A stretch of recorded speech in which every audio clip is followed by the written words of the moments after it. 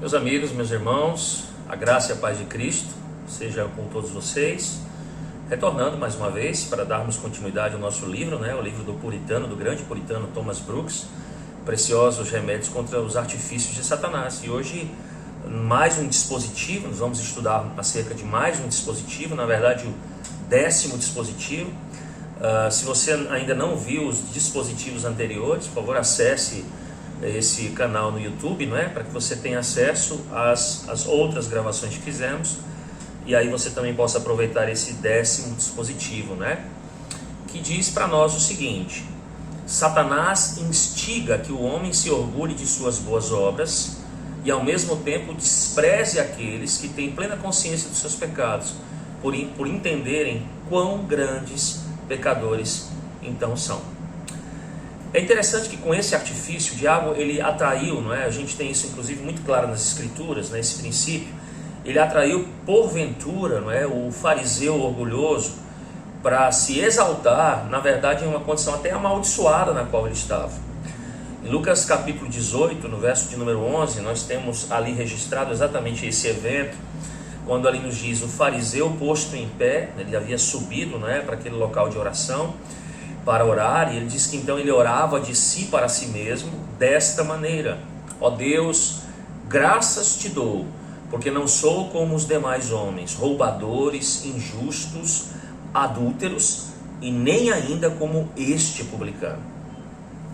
O que Satanás diz então, irmãos? Você é um pouco imoral, mas aquele outro, aquela outra pessoa, o seu outro, diariamente tem se contaminado com imoralidade.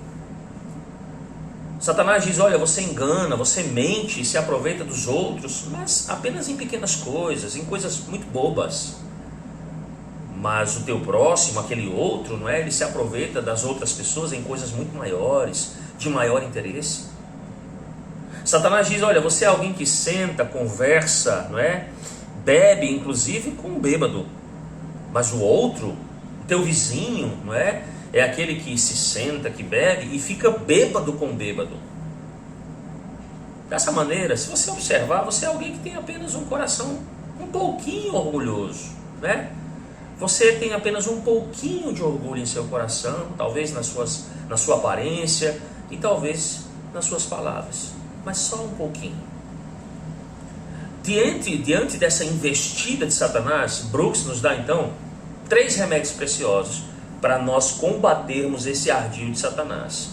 Primeiro deles é considerarmos solenemente o seguinte: que não há argumento maior e nem mais claro para provar que um homem é hipócrita quando o exterior desse homem reflete algo completamente contrário àquilo que está no seu coração. Um exemplo disso que nós temos na Escritura está registrado lá em Mateus capítulo 7, versos 3 e 4, quando diz ali a palavra, por que vês tu o argueiro no olho do teu irmão, porém não reparas na trave que está no teu próprio? Ou como dirás a teu irmão: tira, porventura, o argueiro do teu olho, quando tu tens uma trave no teu? Então a imagem é mais ou menos a seguinte: imagine você dispor de uma lente, sempre para enxergar os pecados dos outros, menos os seus. Ou aquela condição de sempre estar apontando o dedo para o outro, tornando conhecidos os pecados do outro e até querendo agravar os pecados dos outros, quando você faz algo completamente contrário com os seus pecados. Ou seja, você sempre tenta jogar panos frios, atenuar os seus pecados. Não, os pecados dos outros são muito piores do que os meus são pecadinhos, aqueles são grandes pecados.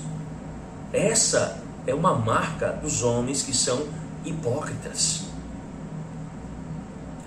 Brooks nos dá um segundo remédio contra esse artifício de Satanás. Ele diz que nós temos que gastar mais tempo olhando para aquilo que nós estamos produzindo externamente, mas não nos esquecendo de olhar para dentro de nós, para a nossa alma, para o nosso coração, por meio da palavra de Deus, que é o padrão pelo qual todo homem será julgado, do que compararmos com outras pessoas.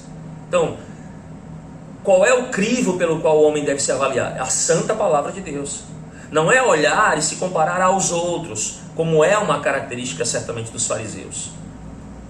Então, Brooks nos diz: o homem que comparando-se com os outros os julga piores do que ele mesmo, ele pode inclusive mostrar uma aparência angelical para as demais pessoas. Ele pode até parecer um anjo, mas quando ele é comparado, quando ele é confrontado com a santa palavra de Deus, a palavra de Deus simplesmente revela essa pessoa como um filho de Satanás, ou seja, como um verdadeiro demônio.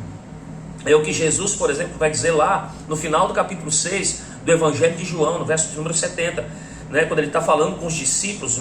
A grande maioria de seus discípulos, aquela multidão de discípulos, abandonou o Senhor Jesus, ficaram apenas os 12, mas no meio dos 11 havia quem?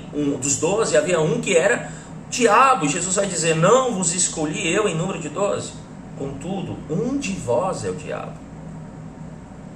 Então esses homens, esses fariseus, essas pessoas que se comportam exatamente assim, julgando os outros, achando que os pecados dos outros são muito piores do que os seus, atenuando a sua própria condição diante do Senhor, esses homens são exatamente como Judas. Como Judas. E certamente cuspidos pela boca do próprio Deus. Nós precisamos nos lembrar, quando nós estudamos a Escritura, que quanto mais nós nos aproximamos de Deus e da sua palavra, mais podridão nós vamos encontrar em nossos ossos. Quanto mais alguém olha porventura para o sol, não é isso que acontece? Menos ele vê quando ele olha para baixo, porque os seus olhos estão completamente ofuscados pelo brilho do sol. Há quem diga, por exemplo, que o basilisco, quando se olha no espelho, ele morre. Daí Brooks nos diz que o mesmo acontecerá com o pecado. Ou seja, e um pecador, naquilo que tange o sentido espiritual, quando a alma olhar para a palavra, que é o Espelho de Deus. Satanás é astuto, não é à toa que a própria palavra nos diz lá em 2 Coríntios capítulo 4, verso 4, né, que ele é o Deus deste século. Isso é verdade, irmãos. Satanás, ele balança o dedo, ele levanta o seu dedo, e muitos obedecem à sua própria vontade, embora destruam as suas almas para todo sempre. Então muitos homens, eles gostam de pensar que são justos, eles gostam de ser comparados aos justos, mas eles jamais gostam de ser identificados com homens injustos ou pecadores. Homens assim, nos diz Thomas Brooks, são tão negros quanto o próprio inferno. Mas finalmente há o terceiro remédio contra esse ardil de Satanás, contra esse artifício de Satanás. E Brooks nos diz que é considerar seriamente que, embora os seus pecados sejam grandes, ou talvez não tão grandes quanto o das outras pessoas, sem arrependimento verdadeiro, perdão da misericórdia da parte do Senhor, você será tão certamente condenado como as outras pessoas. Embora talvez você não seja tão atormentado no inferno como as outras pessoas, mas você será condenado juntamente com elas. Então o que Brooks nos diz aqui?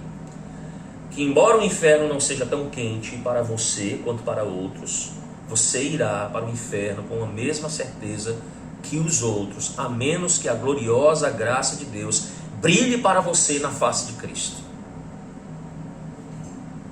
Meus amados irmãos, Brooks aqui argumenta que Deus ajustará as punições dos homens conforme os seus pecados. Os maiores pecados serão acompanhados de maiores punições. Os pecados menores com menores punições. E aí ele faz uma comparação exatamente, não é? Utilizando-se as palavras de Agostinho, quando Agostinho diz assim: como no céu um é mais glorioso do que o outro, e aí Agostinho evidentemente está falando do galardão, no inferno um será mais miserável do que o outro. Então considere que, sendo assim, meus amados irmãos, que pobre consolo será para o homem quando este chegar para morrer, ao considerar que ele não será igualmente atormentado como os outros, mas será excluído para sempre da gloriosa presença de Deus, de Cristo, dos anjos, dos santos, daquelas coisas boas da vida eterna, que são tantas que excedem um número, tão grandes que excedem a medida, e tão preciosas que excedem toda estimativa. Certo é que as lágrimas do inferno não serão suficientes para lamentar a perda do céu. Lembrem-se, o verme da dor rói tão grandemente quanto o fogo queima no inferno. Você vai se lembrar de algo em Atos capítulo 20, né? As pessoas que choraram porque jamais veriam de novo o rosto do apóstolo Paulo. Meus irmãos, quão deplorável de fato é a privação eterna daquela bela visão, daquela porta da bem-aventurança, da porta da esperança, da porta da misericórdia, da porta da glória, da porta da consolação, da porta da salvação, porque ela estará fechada para sempre contra esses hipócritas. Mas se você está pensando que isso é tudo, Brooks nos leva um pouco mais adiante. Para a gente concluir, ele diz assim: isso não é tudo. Você não será apenas excluído do céu, mas você será encarcerado no inferno para sempre. Você não será apenas excluído da santa presença de Deus, dos anjos, de Cristo, das coisas celestiais, mas você será encarcerado com demônios e espíritos condenados para todo sempre. Você não ficará apenas isolado para os prazeres doces, insuperáveis, inexprimíveis e eternos que estão à destra de Deus, mas preso para sempre debaixo de tormentos incessantes, sem remédio, sem fim.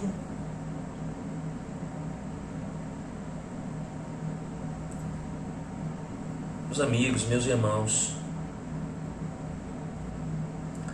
não seria mais fácil, não é? Não seria 10.000 vezes melhor romper com o pecado por meio do arrependimento do que continuar no pecado até de fato constatarmos a verdade que nos é pregada no Evangelho, literalmente pregada no Evangelho, acerca daquilo que nós estamos ouvindo? Crisóstomo, certa vez, falando sobre o inferno, nos traz numa frase uma excelente reflexão sobre isso. Crisóstomo diz: não procuremos descobrir onde está o inferno, mas como escaparemos do inferno. Irmãos, amigos, Deus é muito misericordioso. Você precisa se arrepender e voltar para que a sua alma viva para sempre. Você precisa se lembrar que é doloroso, não é? Doloroso é o tormento dos condenados pela amargura dos castigos, mas mais doloroso pela eternidade dos castigos.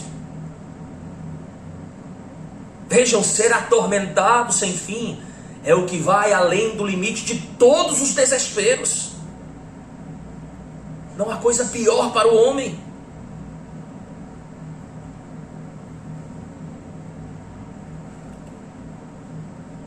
Ah, como os pensamentos disso, meus amados irmãos, fazem os condenados rugirem, clamarem, inquietantes em seu coração, arrancarem os seus cabelos, rangerem os seus dentes, se enfurecerem pela loucura, uma vez que estarão queimando para todo sempre.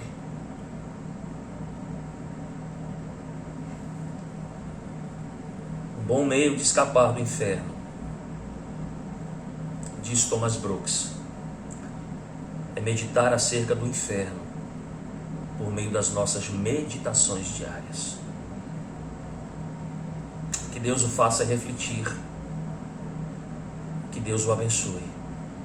Você considere solenemente estas verdades apresentadas. Que Deus o abençoe. Paz de Cristo.